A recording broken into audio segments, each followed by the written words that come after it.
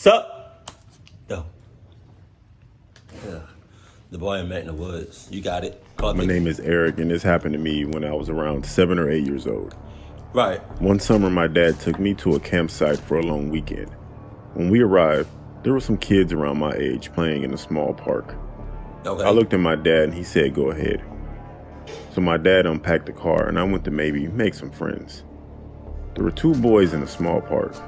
I said hello, and they said hello back. Their names were Kevin and Graham. Graham had to go shortly after because his parents were calling for him.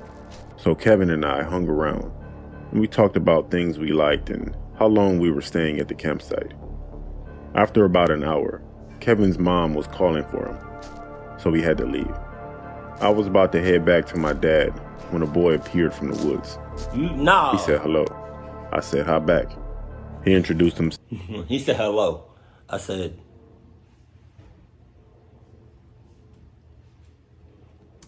As Daniel. He seemed like a nice kid and we got along pretty well. He asked me if I wanted to play hide and seek, so I said yes. you know what's funny? I know somebody named Daniel. I don't know if he watches my videos or not, but we used to work together, right? Back at my first location, Chipotle location. And he's a clucky. Like, all Daniels are cluckies. The reason I say that is because when I worked with, no matter, it's like whenever he worked, he would cluck us over more often than not. And I remember the last day he quit. He worked in the morning and left us. Like, he didn't prep nothing. He wasn't really doing nothing. And then to put the cherry on top, there were dishes out there. It was like almost every dish dirty as hell in the restaurant. He just left. And at Chipotle, you would hand wash dishes. We played hide and seek at the campsite for maybe 45 minutes until I told him I had to go, so I went back to my dad and went to the camper. I told my dad I had made some friends, and my dad asked where their campers were. I told him where Kevin and Graham's were, but I never asked where Daniel was. I thought maybe, well, I'll see him the next day and I'll ask him then. So the next day I went outside to see if any of the kids wanted to play. Kevin and Graham were both unavailable. I was about to just return back to my camper when Daniel appeared out of nowhere, out the woods. What's up with the questions? We greeted each other, and I asked him if he wanted to play hide and seek again. He said yeah. But he said we should play at his house. No, I asked him where his house was. He told me it's not far. It's just through the woods. Oh, in the I woods. followed Daniel in the woods toward his house. We were walking for ages, and one thing that I found unusual was the more we walked, the less talkative and distant Daniel became. Eventually, we exited the woods, and Daniel said, "Here we are." He pointed at a rundown old house with a white van parked beside it. God. He started walking toward... Amen. Amen.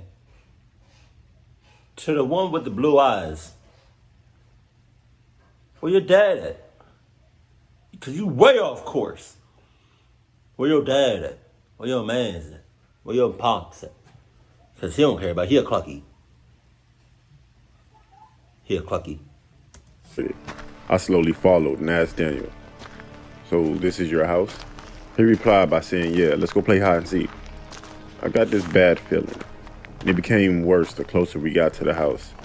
It didn't look like a normal house. I started to notice that there were people standing by the windows inside the house. I asked Daniel if that was his dad in the window, and he said, yeah. Don't worry about him. He's harmless," and just continued walking. I don't know what it was, but something made me slow down. Daniel was by the front door at this point, and when he turned around, asked me if I was coming.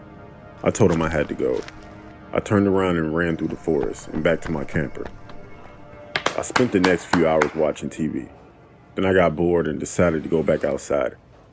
I knocked on Graham's door, but he wasn't available. I knocked on Kevin's door, and his dad told me he was already out with some boy named Daniel. Oh. So I went back to the camper and did something else with my time.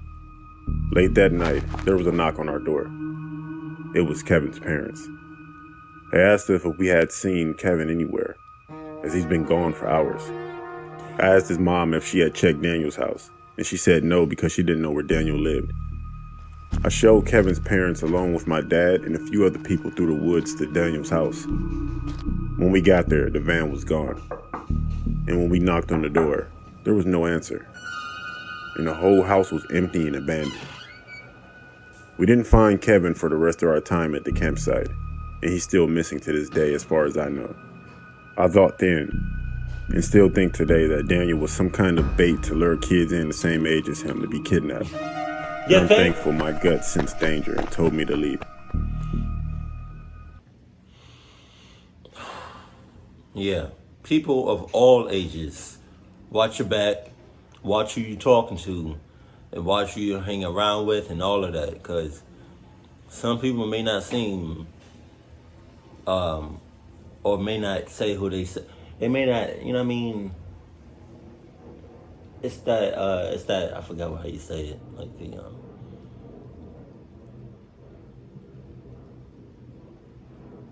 it's something along the lines of like, don't believe what, just don't trust people. You know what I mean? Just, nah. Especially if they coming out the woods on some such type shit. Blue eyes. That's the kid I like the one with the blue eyes. He had his, you know what I mean? His dad was a clucky, but his mom was not. So when they made the blue eyes, like their DNA fused, and it's like he has the cluck gene and the Adidas gene. Heard. Okay. So just watch out. That's all I'm saying. Just watch out. Watch out for the suspects, flags, red flags, and just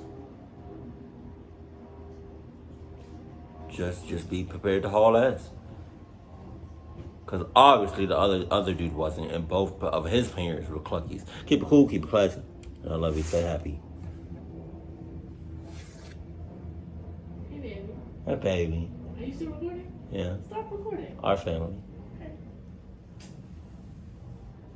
What kind of kiss was that? You can keep that shorty. You looking too hard.